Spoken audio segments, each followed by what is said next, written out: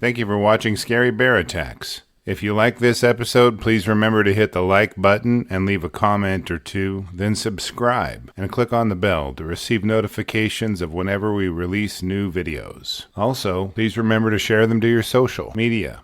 The two native boys followed the blood trail and wondered if the bear was far ahead of them. They went from drop to drop along the creek bank and could see that the edge of the blood droplets was firm.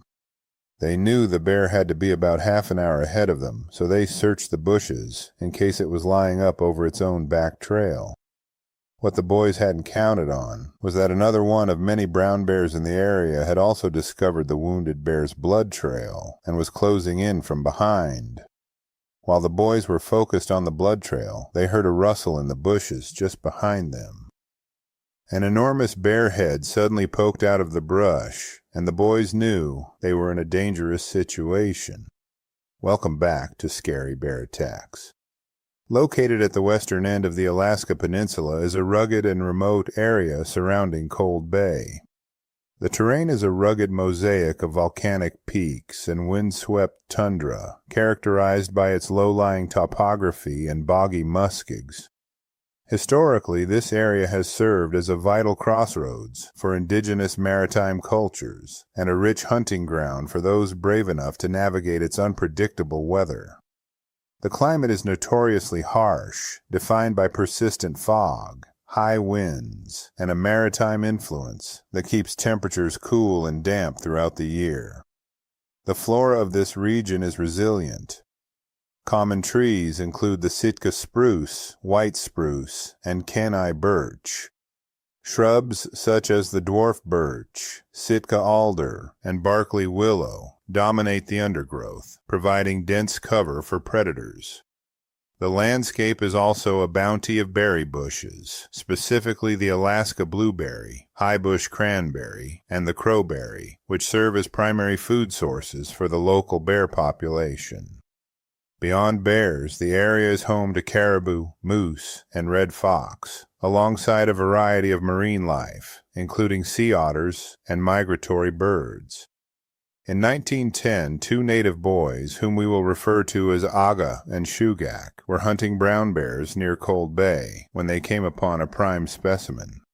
Native cultures used almost every part of an animal and were focused on getting a pelt and a bunch of meat.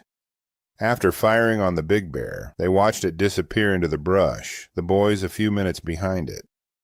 Now these boys had grown up in bear country and were well aware of the signs that the predators were in the area.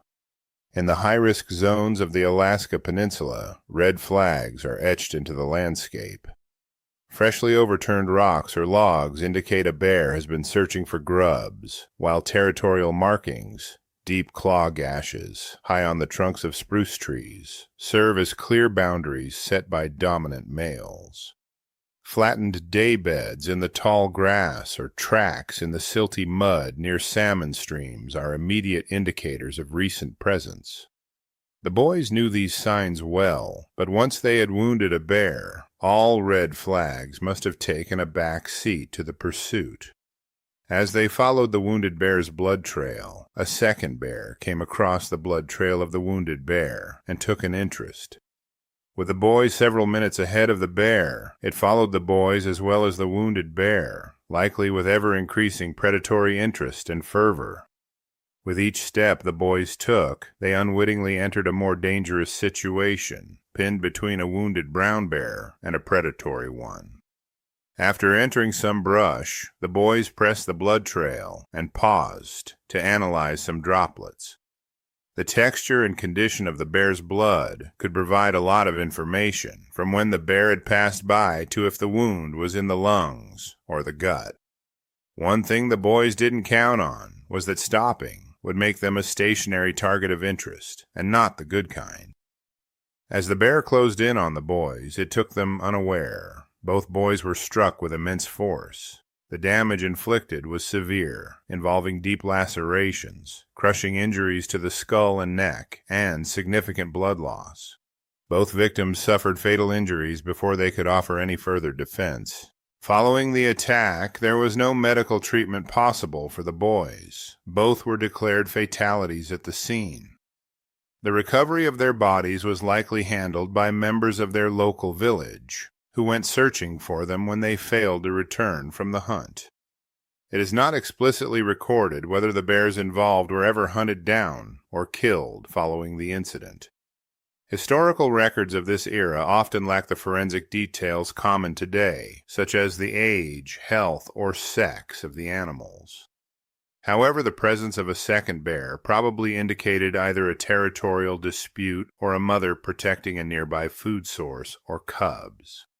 Speaking of cubs, our Cub tier membership on Patreon, linked below, will give you ad-free early access to our episodes, photos, and notes, and the $3 per month goes a long way in helping me continue to produce educational and entertaining content like this.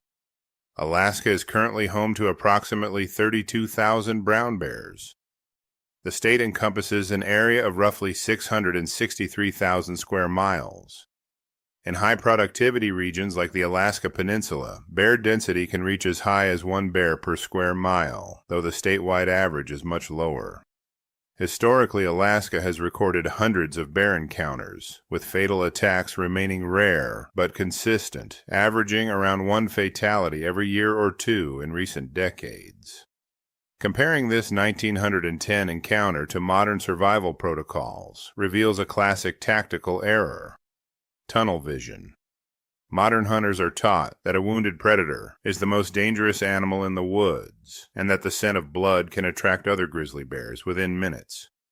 The boys' decision to follow the wounded bear into thick cover without a rear guard proved fatal. Today, protocols suggest waiting several hours before tracking a wounded bear, and always having a partner dedicated to watching the rear and flanks with a high-caliber firearm or bear spray ready. After reviewing the facts surrounding this attack, I'm left with a few questions for you. Do you believe the second bear was actively hunting the boys, or was it simply defending the wounded bear as a potential meal? If the boys had been using a dog, do you think the animal would have detected the second bear in time to save them?